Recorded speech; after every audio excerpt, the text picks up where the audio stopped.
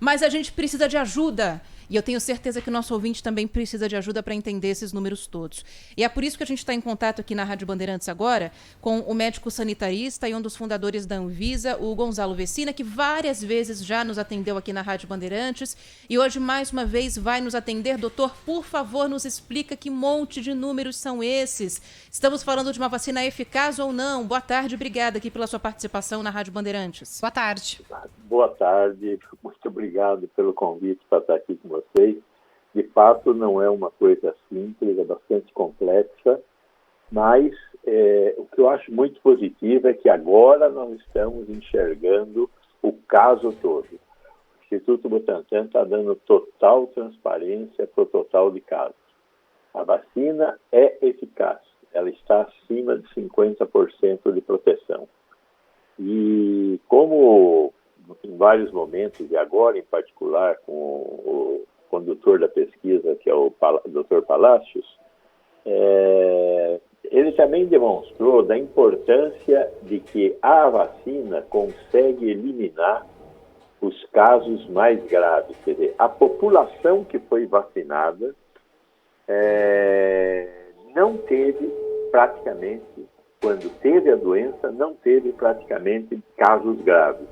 Então, a vacina protegeu todos os participantes que tomaram a vacina. Tiveram a doença, mas tiveram a doença de forma bastante mais suave, o que é um objetivo muito importante. Então, a vacina tem dois grandes objetivos. Primeiro objetivo, não ter doença. Segundo objetivo, se tiver doença, que a doença seja menos grave. E isso foi demonstrado nessa amostra, uma amostra importante aqui no Brasil, de 13 mil casos. E desses 13 mil casos, no braço placebo, nós tivemos algo em torno de 160 pessoas que tiveram a doença, nos seus diversos tipos de manifestação. E no braço que recebeu a vacina, 60. E destes, nenhum teve sintomas graves. E é isso que dá os 50%, 50,38% de eficácia.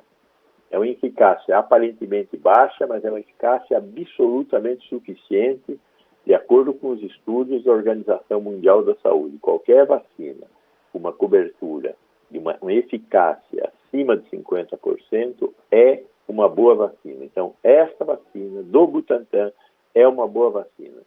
Ela diminui a probabilidade de ter a doença e quando se tem a doença de uma forma bastante mais branda, mais suave. Doutor Vecina, Bruna aqui falando agora, já era sabido que esse número provavelmente seria diferente, porque na eficácia global é incluída a classificação da OMS de grau de gravidade, o que não havia sido feito nos 78% e nos 100% divulgados na semana passada. Então eu queria que o senhor explicasse para o nosso ouvinte quais são esses graus da Organização Mundial da Saúde e por que essa diferença, porque tem muita gente falando, nossa, 50,4, precisava de 50, então parece que colocaram isso só pra gente acreditar que a vacina serve, né, Ana? E eu quero ir além, inclusive, porque tem muito ouvinte aqui nos questionando, doutor, em relação à diferença de outras vacinas, como, por exemplo, a vacina da Pfizer, que apresentou uma eficácia de 95%. Essa eficácia de 95%, no caso da Pfizer, também é a global, ou a gente tem maneiras de comparar de uma maneira mais igual com a que foi divulgada agora pelo Instituto Butantan?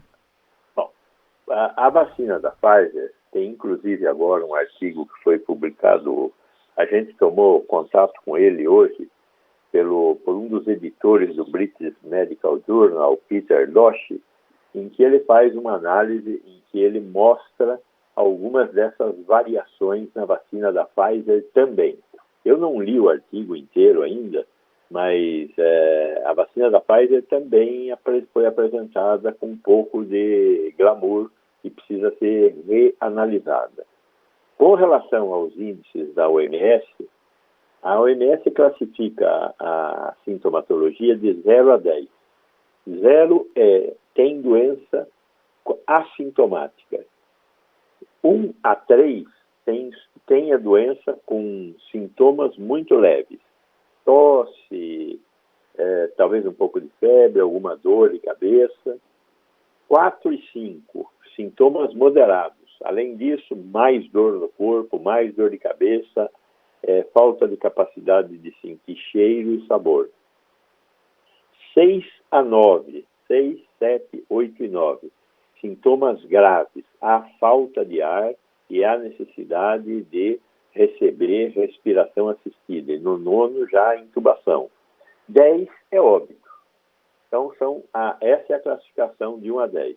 No caso da vacina do Butantan, nas classes de 4 a 10, praticamente nós tivemos uma redução muito grande, porque ela deu uma cobertura de 78%, excluídos os casos leves. É isso que eles estavam anunciando a semana passada e que hoje foi complementado. Entendi. Agora, só para ficar um pouco mais claro, o senhor falou no começo, mas só porque ainda está um pouco confuso. Até me perdoe insistir nisso, mas é para a gente conseguir entrar nesse raciocínio de verdade.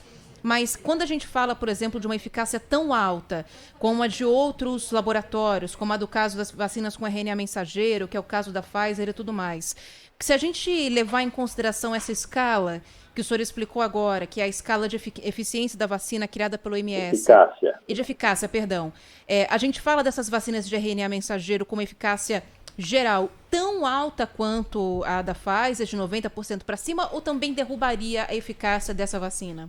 Ela também vai ser derrubada. Também não derruba. sei quanto ela vai ser derrubada, mas ela também vai ser derrubada.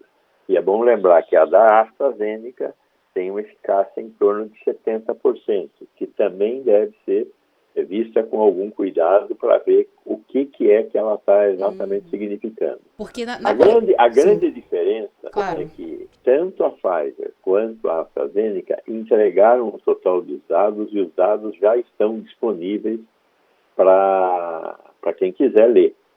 E o Butantan, só a partir de hoje é que os dados estão disponíveis.